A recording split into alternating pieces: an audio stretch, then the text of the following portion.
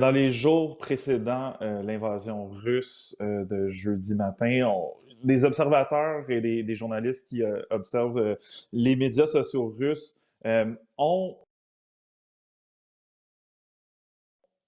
révélé certains éléments de désinformation qui proviennent d'éléments pro-russes, révélé certains éléments de désinformation qui proviennent d'éléments pro-russes et qui tendent à chercher à justifier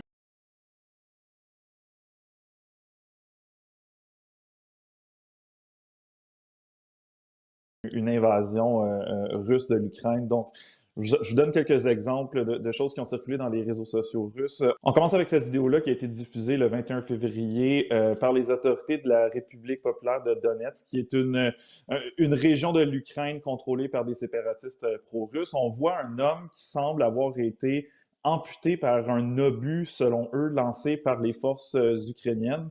Le problème, c'est que l'homme en question, on voit clairement dans la vidéo qu'il avait déjà une prothèse, donc il était amputé là, avant que cette supposée attaque ait eu lieu. Donc, c'est clairement mis en scène. On a cette autre vidéo-là qui a été diffusée le 18 février par des miliciens armés dans la République populaire de Donetsk. On dit que ce sont des saboteurs qui s'apprêtaient à lancer une attaque contre une usine de chlore dans la ville de Gorlovka. Ils ont diffusé la vidéo sur Telegram en disant que ça s'est passé ce jour-là. Il y a un problème, c'est que sur Telegram, on peut voir les métadonnées des vidéos qui sont publiées. Et en observant les métadonnées de cette vidéo-là, on peut voir clairement que la vidéo a été filmée le 4 février et non le 18 février. Donc, encore une fois, une vidéo qui ne correspond pas du tout à la réalité.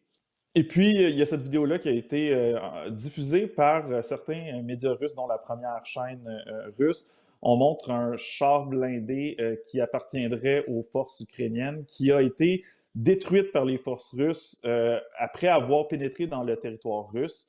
Il y a un autre problème avec cette vidéo-là, c'est que le char en question, c'est un char du modèle BTR-70M, qui, selon des analystes militaires, est un char russe que les forces ukrainiennes n'utilisent clairement pas. Donc, il y a quelque chose qui ne fonctionne pas là. Et on voit dans quel sens là, les vidéos en question vont. Je pense qu'on en convient. Ça sert à justifier une invasion de l'Ukraine. C'est des tactiques qui sont bien connues. Je ne sais pas à quel point ça a fonctionné pour convaincre la communauté internationale parce qu'il y a énormément de scepticisme envers les services d'information russes de la part de l'Occident. Donc, clairement, ça n'a pas convaincu le reste de la planète. Est-ce que ça a convaincu les Russes eux-mêmes?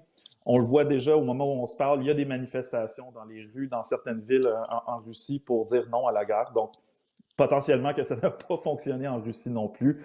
Je tiendrais à avertir la population, il faut faire extrêmement attention sur les réseaux sociaux dans une période comme la nôtre.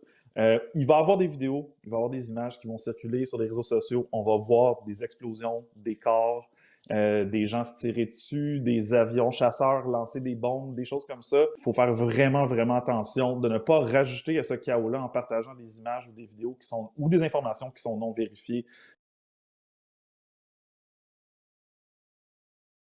Donc, j'appelle vraiment la population à faire extrêmement attention, de partager seulement des sources fiables